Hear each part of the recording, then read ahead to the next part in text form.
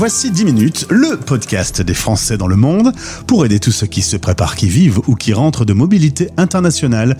Je suis Gauthier Seyss et j'ai le plaisir de passer 10 minutes avec Elle Geoffrey, écrivain. On part en Californie. 10 minutes, le podcast des Français dans le monde. Françaisdanslemonde.fr. Lorsqu'elle était française, on l'appelait Laetitia, mais les Américains ne sachant pas dire Laetitia, elle a officiellement changé de prénom. Elle s'appelle Elle désormais, juste la première lettre de son ancienne vie. Bonjour Elle. Bonjour Gauthier, merci de m'avoir. Eh bien, merci d'avoir accepté notre invitation. On va parler de ce roman qui vient de sortir, mais avant, on va se promener dans ta vie, l'histoire de ta vie qui commence à Toulon. En fait, si je comprends bien, toute ta vie aurait dû se passer en France, logiquement. Oui, logiquement. Mais la vie, c'est pas toujours logique, hein. Oui, tout à fait. Tu grandis à Nice, tu fais tes études de DEA de droit, et puis tu vas tomber amoureuse d'un Américain. Il fait une escale, c'est un beau militaire de la Navy. Tu te retrouves à une soirée, tu montes sur le bateau, tu le rencontres, et hop, coup de foudre. Voilà. Ça fait cliché, mais c'est vrai, c'est tout à fait ce qui s'est passé. Alors du coup, il va t'emmener avec lui aux USA. Et alors là, tu vas avoir l'occasion de découvrir le pays, parce que quand on est femme de militaire, on bouge tous les 2 ans. Oui, c'est assez stressant, les gens ne comprennent pas. Et c'est pas parce que je voulais déménager, et même si c'est intéressant de visiter différents États, mais c'est chaque fois de reconstruire sa maison, de refaire des connaissances, ses voisins, sa communauté. C'est assez épuisant, mais intéressant aussi. Et puis il y a 2 enfants qui vont arriver sur le chemin, donc il faut s'en occuper. Oui. Monsieur est souvent parti. Enfin, c'est quand même pas une vie banale. Oui, c'est pas banal. C'était banal pour moi, mais pas banal pour le reste du monde. Alors, tu te dis qu'il faut quand même que tu travailles. Tu es juriste, donc tu vas retourner en fac de droit pour avoir l'équivalence. Et puis, ce qu'il faut savoir, c'est que les USA, ça veut tout et rien dire. Quand on veut être au barreau, il faut passer le barreau dans l'État où on se trouve. Donc, tu vas faire le barreau en Californie. Oui, exactement. Et si tu devais déménager, tu pourrais plus pratiquer dans l'État à côté. Il faudrait recommencer.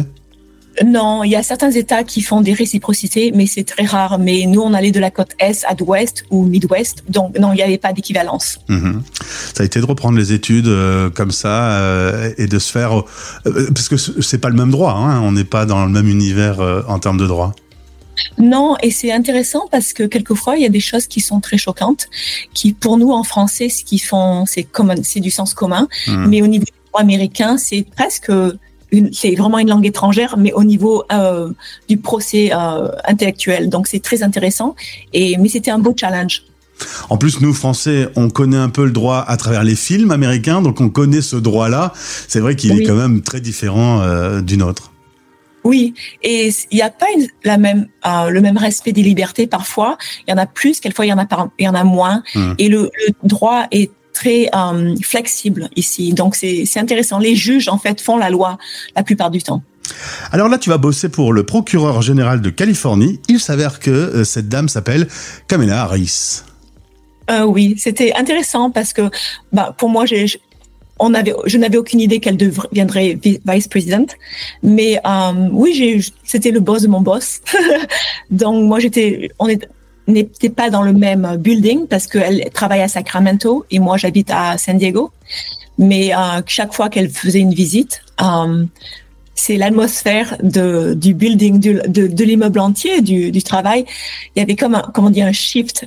Il y avait cette énergie incroyable. Alors au moment où on enregistre, nous sommes le 24 octobre, il est 16h20. Heure de Paris, les Américains sont en train de voter. Toi, par exemple, tu as déjà voté en envoyant par courrier ton vote. Oui, depuis la pandémie, la Californie est très socialiste, en fait, de mentalité et de politique. Et en fait, ils voulaient être sûrs que les gens pouvaient voter pendant la pandémie. Donc maintenant, automatiquement, ils envoient un ballot pour pouvoir voter. Donc on peut voter l'envoyer par le courrier ou le déposer à la bibliothèque publique ou voter en personne. Donc, ce choix permet à tous les électeurs de pouvoir avoir un choix et de pouvoir avoir leur voix, leur choix respecté.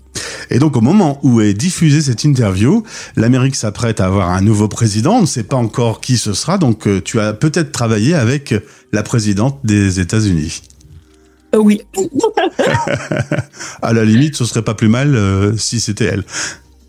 Oui, ça serait la meilleure solution, je pense. Donc. Ben, très bien, c'est noté. Eh ben, on va voir le futur au moment où ça va être diffusé.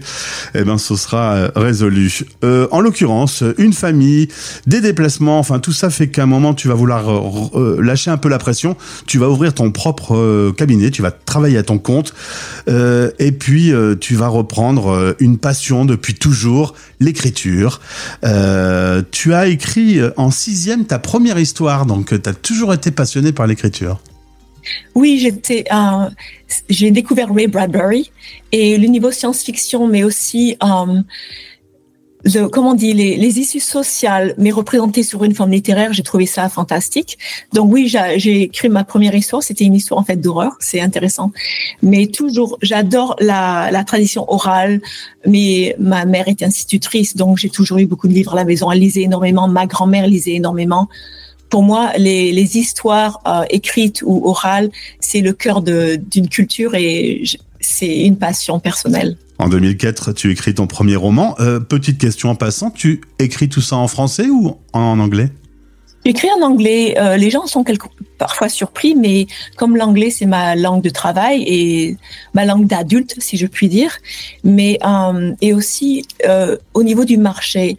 Le marché le plus important aux États-Unis, dans le monde, vendre, c'est l'anglais. Bien donc, c'est beaucoup plus facile. La grammaire française est beaucoup plus facile.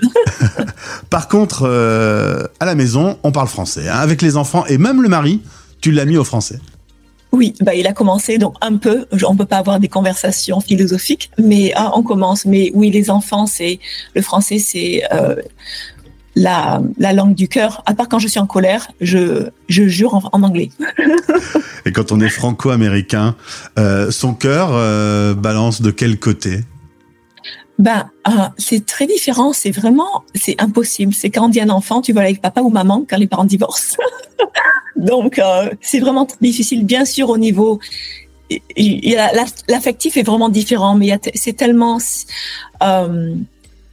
pressé ensemble, donc c'est vraiment difficile de faire une différence. Et justement, métisser ces cultures, on est quand même très différents entre l'Europe, la France en particulier, et les USA et la Californie en particulier. C'est facile de mêler les deux cultures ? En fait, quand j'habitais sur la côte Est, et même dans le Midwest, à Chicago, la différence n'était pas énorme. Je pense que pour moi, la différence était vraiment quand je suis allée en Californie. Parce que l'Est des États-Unis, au moins le Nord-Est, est très européen. Chicago aussi. En tant que Française, je suis à l'heure. J'ai des attentes au niveau de la courtoisie. Les manières sont très, j'ai des attentes, oui, au niveau des manières, et qu'il y a pas toujours, les gens ne sont pas toujours, n'ont pas les mêmes attentes, si je peux dire. Et je suis très professionnelle, et je crois qu'en France, surtout le vouvoiement ou les choses comme ça nous met dans un contexte professionnel tout de suite quand on rencontre des gens. Et ici, il y a une certaine, pas un laxisme, mais une certaine détente, mais même au niveau professionnel. Donc, j'ai dû m'habituer. Mon patron, il faut que je l'appelle Jerry, appeler mes patrons par monsieur, c'était vraiment, j'ai dû m'habituer et c'était vraiment un apprentissage. Et puis, juste une petite question de chauvinisme. Si tu dois retenir une gastronomie, tu retiens la gastronomie française ou la gastronomie californienne ? C'est même pas une question, la française, bien sûr. Ok. Au niveau de la gastronomie, il n'y a aucune... la façon dont on habille, les manières, la gastronomie française. Oh oui, je suis française à 100%. Tu as regardé la cérémonie d'ouverture des Jeux Olympiques ? J'ai vu quelques... oui, mais pas en direct. Mais oui, et ce que j'adore dans la France, c'est que je me souviens grandissant en France, l'important c'est on était toujours attirés par ce qui était différent de nous. Tandis qu'aux États-Unis, les personnes veulent des gens qui sont comme elles-mêmes. Tandis qu'en France, on veut découvrir l'étranger dans la lecture ou l'apprentissage à l'école.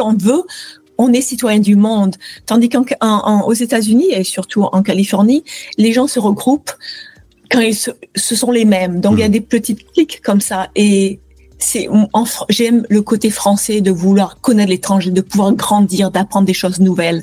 Ce côté un peu aventurier, téméraire, qui est très français. Les Américains sont très français aussi au niveau des inventions et l'entrepreneuriat. Mais ce côté français cette soif de l'étranger et de la différence que j'apprécie énormément. Ça, c'est sûr qu'on a vu la différence dans cette cérémonie, c'est clair. Alors maintenant, on va parler de ton premier roman, édité, que on peut trouver en cliquant sur le lien dans ce podcast. L'histoire d'une jeune femme américaine qui va subir un choc et elle va se réveiller avec le syndrome de l'accent étranger. C'est mon 2326e portrait interview. Je n'avais jamais entendu parler de ce syndrome, 10 ans, moi plus. Donc c'est rare, mais ça existe. C'est lorsqu'une personne a vécu un trauma physique, mais aussi peut être aussi émotionnel, le cerveau malfonctionne et ne peut pas prononcer certaines lettres, certains sons. Donc quand la personne parle, elle parlerait avec des sons différents, ce qui pour les autres, pour les gens qui l'écoutent, a le son d'un accent étranger. Donc, c'est un syndrome réel, qui est arrivé. Je crois que une des premières fois que c'est arrivé, c'est une femme qui avait un accent allemand, mais elle était du côté des Alliés et ça lui a causé beaucoup de problèmes.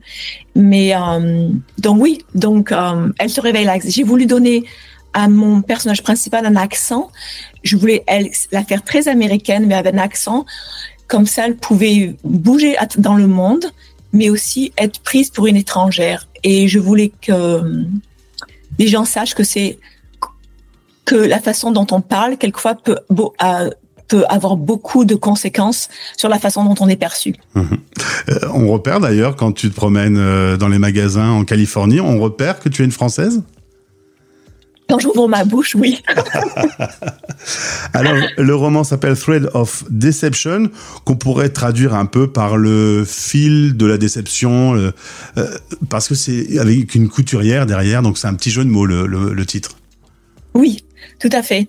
Thread of Deception, c'est vraiment, c'est une expression aussi en anglais, quand il y a un Thread of Deception, c'est-à-dire qu'il y a un passé de mensonges et de tromperies. Ça y est, le livre est sorti. Ça fait quoi de le livrer aux autres ? C'est une sorte de relief. C'est-à-dire c'est excitant, mais aussi ça fait un peu peur de savoir que les gens vont lire mon histoire. Donc, je suis très excitée et heureuse de pouvoir partager mon histoire avec le monde. Mais bien sûr, on sait toujours qu'il y a des critiques. Donc, il y a toujours ce côté self-conscious, comme on peut dire, qui existe.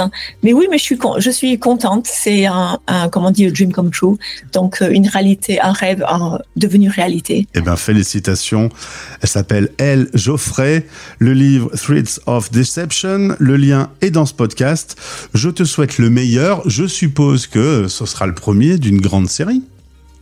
Oui, 3 livres garantis, et puis peut-être plus. Enfin, j'ai beaucoup plus d'histoires de côté, donc oui.